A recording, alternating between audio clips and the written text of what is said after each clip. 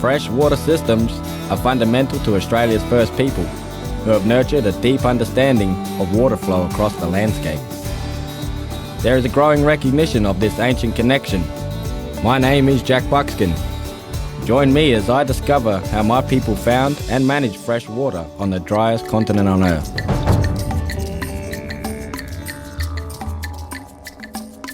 In this series, I've had the opportunity to travel to various parts of South Australia and meet the local Aboriginal people who have been kind enough to share with me their wisdom about how they sourced and managed fresh water resources. I caught up with Uncle Frank Wanganeen, who took me to a freshwater spring. This is where Jabuki stopped, and through the loss of his favourite nephew Kulatui, and he put him down, and through his tears it formed natural springs. As part of the story, it tells them where they can actually get water. You can tell it's fresh water, it's not salty water, but it has a bit of a dirt taste to it. My next stop is Mount Gambia. Oh, look here, we've got a bit of bull kelp. This is gold. This is what our people used to use to make a water catalogue. Yeah, carrying water would be in a pelt, or bull kelp is particularly good because it doesn't become rotten or disflavour it. Like bladders and skins are not as good as a bull kelp carrier. Shells, animal skulls. There we go, that's how we carry our water, you see. My next stop is to the Port Lincoln region. Bungalow people access water through natural water springs.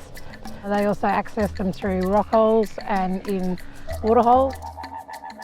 They also access water through the baseline and the roots of the trees, as well as at the bottoms of sandhills. They'd always look for things like patches where they'd see darker greener vegetation along the coastlines. They'd be watching where the animals would access the springs in the waterbed. So there was a lot of indications of how to find the water, and so the Bungalow people would go and they'd dig. The water was plentiful, and they'd go from place to place accessing that water as they travelled throughout their country.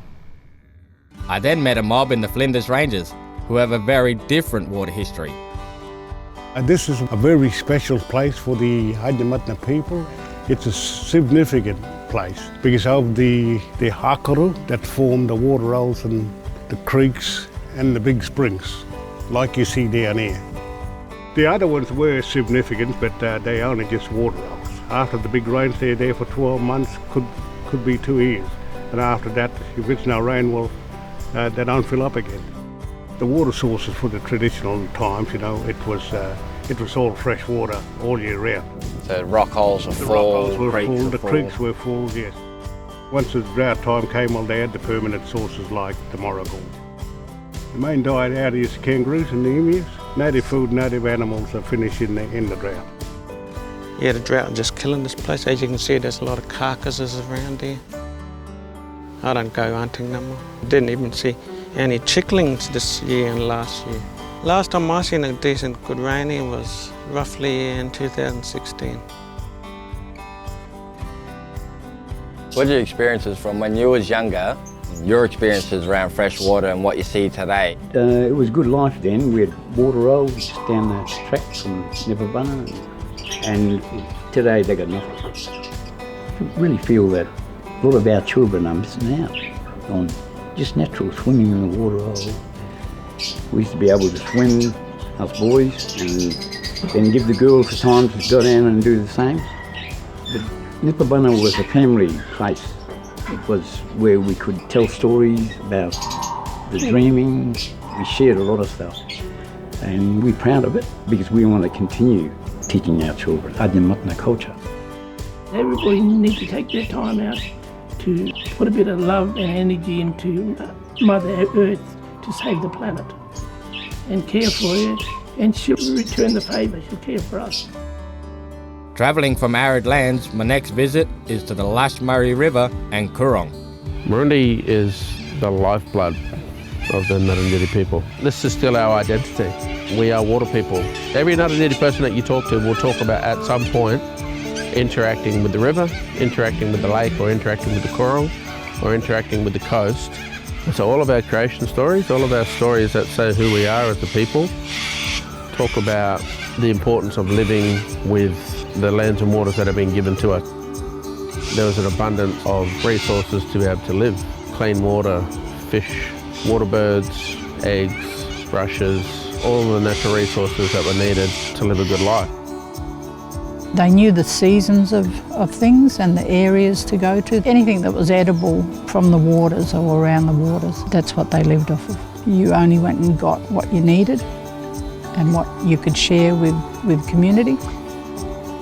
They wove a big fish trap, looked like a witch's hat. They put it in the water around rocks and the fish would swim through that because they couldn't swim back. The bulrush, there's like a bulb that grows with it. They steamed that bulb and then the women and the children, they chewed it.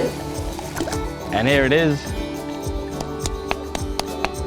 So I didn't chew it, but you can see that it's come pretty stringy. And then the man would come along and they'd make the string to make the nets to get the fish.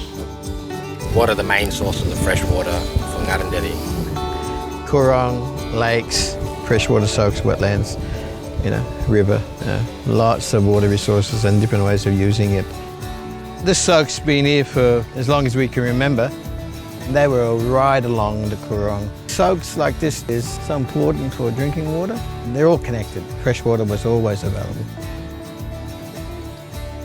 The South Australian Museum curates one of the largest collections of Aboriginal artefacts in the world. I've been invited to visit their archives in Netley. What we have in the centre is a wallaby water bag. This is a wild dog, and this is a rabbit. Some of the bigger animals we use more as your taints around camp, and then like the rabbit or like a possum, that's for your kind of day trips when you're going shorter distances. Aboriginal people, in order to access water, they dug these roots from the mallee tree, and so the water will be extracted from that, and this is the end product. So this water is over 100 years old, but it still looks like it's pretty drinkable to me. Increasingly, we are coming to understand that the knowledge and technologies Aboriginal people have been using for thousands of years have relevance to us today and for the future.